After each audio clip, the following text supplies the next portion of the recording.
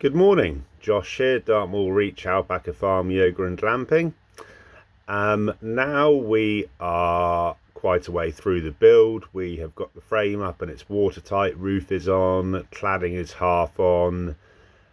I thought it'd be worth doing a cost analysis against a prefab home that you could buy from a timber frame company, because I was in two minds when I started the project, or when I was planning the project, whether to go for a prefabricated building which could be delivered and erected very quickly. It's basically built in a factory and then delivered on the back of a lorry, craned into place, and the structure is up within a sort of week or so.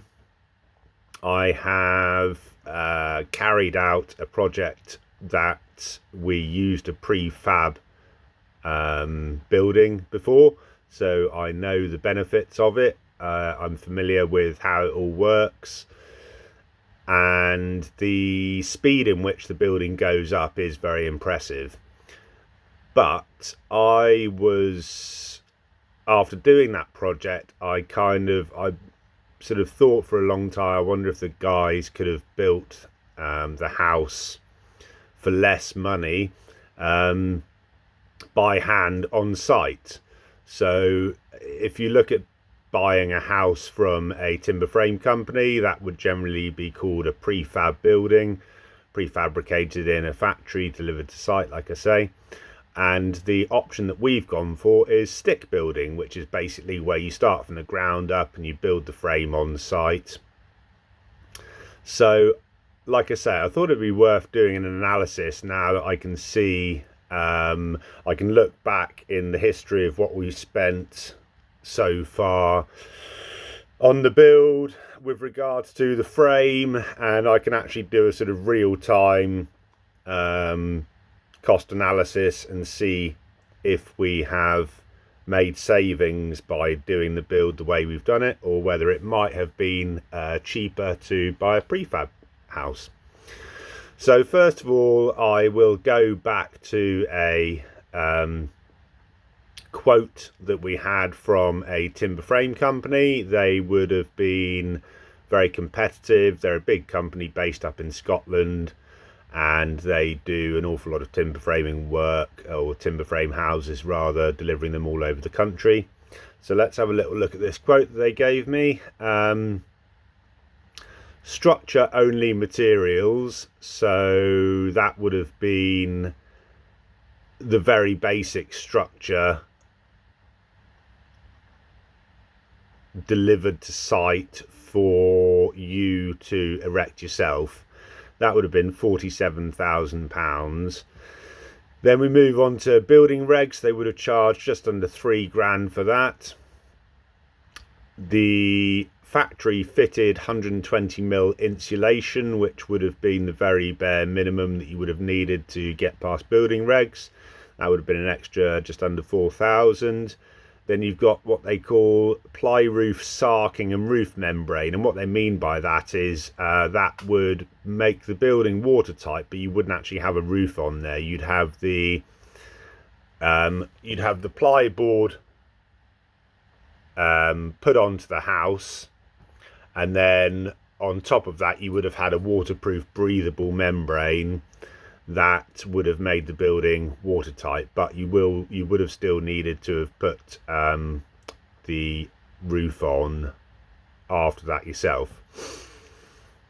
Then you've got erection costs, which are pretty huge in themselves. That's £14,000, and you've got the fitting of the roof sarking and the membrane, which would have been just under £2,000. So that comes to a grand total of £73,523. So now if we go and look at what we've actually spent, we can see, sorry, one second. We can see that, for argument's sake, we will say that we spent the same on building regs. which theirs was £3,000. So I've added the £3,000 onto our costs. The straw is going to be the equivalent of their 120mm insulation. So that was just under £1,500. We have spent £18,000 on site labour, and this is just, bearing in mind, this is just for the actual frame, putting the frame up. We're not counting the foundations and all that, because that wasn't obviously what the timber frame company would have quoted for that, so we're leaving all that out. So we've got £18,000 for site labour. We have got just over £7,000 for timber. That actually would have been a lot more, but a lot of the timber has come under miscellaneous materials, but I've also noted that down.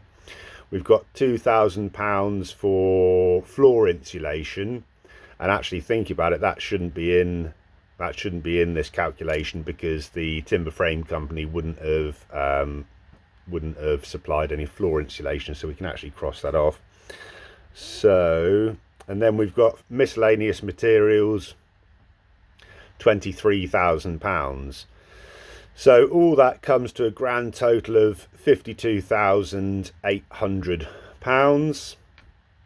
So what we can very easily see is that we have made a saving of 20 grand, just over £25,000. So yeah, huge saving to build on site, stick building. I kind of thought that would be the case, because you've got to bear in mind that when you're using a prefab timber frame company, they've got to make their profit, you know, so they're making profit on the erection, they're making profit on the materials. So yeah, we've made a huge saving there. We've made £25,000 saving from building by hand on site, rather than using a timber frame company delivering the building to site. So good, yeah, very pleased with that. One thing that I would say is that if you weren't in a position to be lucky like I am, to have some builders that you trust are very good at stick building on site, there are pros to using a timber frame company, and one of those pros is obviously they do all the erection, they put the whole thing up, so really what you're left with is finishing touches inside and out. But also they deal with building regs, and that is quite a big thing. So they would send their plans to the building control company, and building control are very used to looking at timber frame prefab plans, so there isn't a lot really to slip them up. So you could argue that you'd go through building regs a lot easier than what we have done here, because we're sort of building on site.